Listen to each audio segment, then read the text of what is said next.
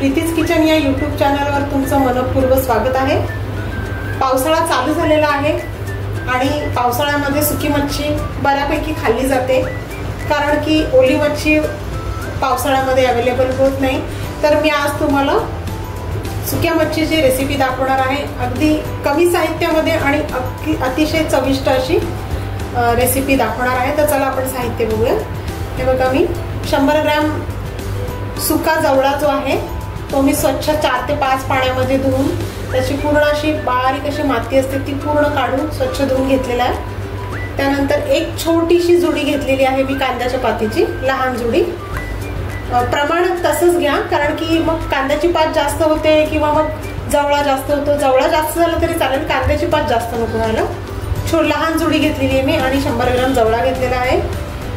फोडणीसाठी कांदा घेतलेला आहे, जो कांद्याच्या पातीला कांदा होता तोच कापून घेतलेला आहे मी। टोमॅटो घेतलेले आहेत, मोठ्या फोडी ठेवलेल्या आहेत मी। हळद, माझा कांदा लसूण मसाला जो मी घरी बनवलाय। कढीपत्ता आणि लसूण ठेचून घेतलेला आहे, 4 ते 5 पाकळ्या आणि चवीप्रमाणे मीठ। कमी साहित्यामध्ये आता आपण ही रेसिपी करणार आहोत, चविष्ट अशी। तर चला आपण कृती करूया। तर चला रेसिपीला सुरुवात करूया। गॅसवर मी भांडे ठेवलेलं आहे तापत, त्याच्यामध्ये आपल्याला 3 चमचे तेल घ्यायचंय।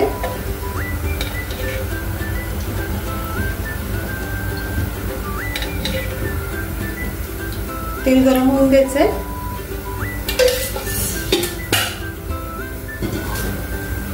भांडे तापलेले मी आधीच ठेवलं होतं त्याच्यामुळे। आता आपल्याला त्याच्यात लसूण घालायचं। लसूण म्हणजे त्याचा वास, जो एक सुक्या मच्छीला जो वास असतो ना, तो वास जाण्यासाठी घालायचा आणि चव पण छान येतो त्याला। लसूण थोडासा परतून घेतला की लगेचच कढीपत्ता घालायचा। कढीपत्ता परतला की आपल्याला कांदा घालायचा आणि कांदा जो आहे तो आपल्याला शिजून द्यायचा आहे चांगला।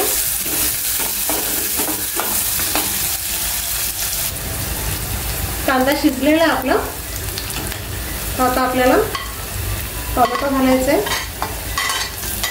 टोमॅटो थोडंसं जाडसरच राहू दे, गॅस कमी करायचा आहे। आणि आता आपल्याला मीठ, मसाला आणि हळद आहे ते घालायचंय।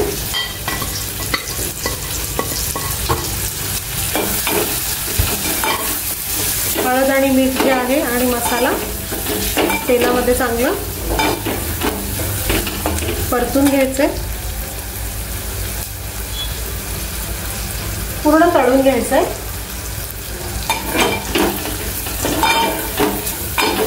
अगदी सोपी अशी छान रेसिपी आहे ही, तुम्ही नक्की एकदा ट्राय करा। आता आपल्याला पहिले सुकी मच्छी घालायची, जो जवळा आपण धुवून ठेवला होता तो जवळा आपल्याला घालायचा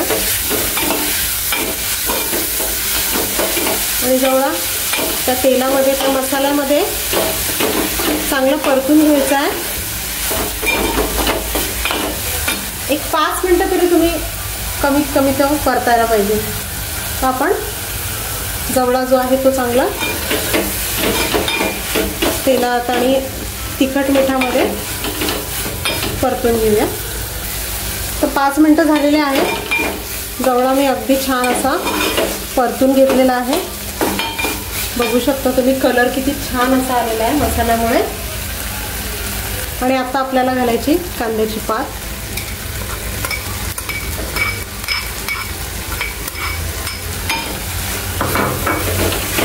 आणि कांद्याची पात त्याच्यामध्ये चांगली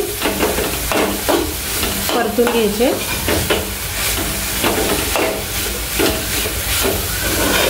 आणि पाणी अजिबात घालायचं नाहीये, एक थेंब पण पाणी घालायचं नाहीये।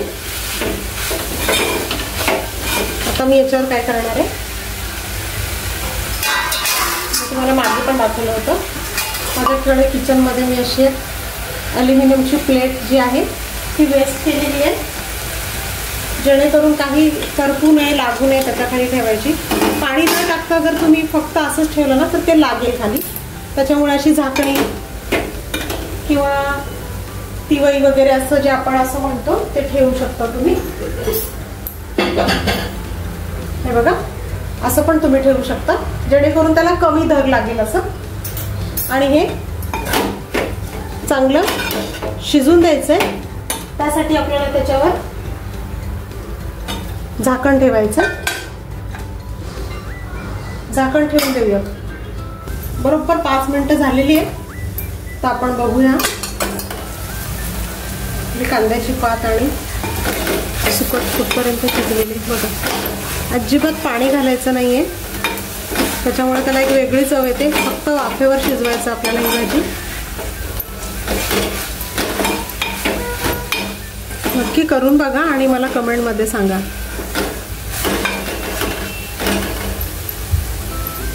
आणखीन 2-3 मिनिटं आपण ठेवूया आणि मग आपण गॅस बंद करूया.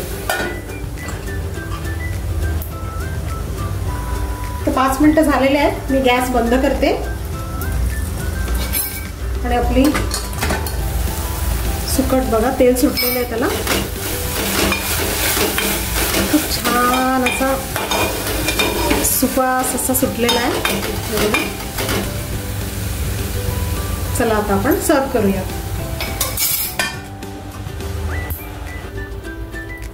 चमचमीत अशी सुकट आपली तयार आहे कांद्याची पात घालून. तर नक्की करून बघा. व्हिडिओ आवडला असल्यास माझ्या चॅनलला सबस्क्राईब करा आणि शेअर करा आणि लाईक करा. धन्यवाद.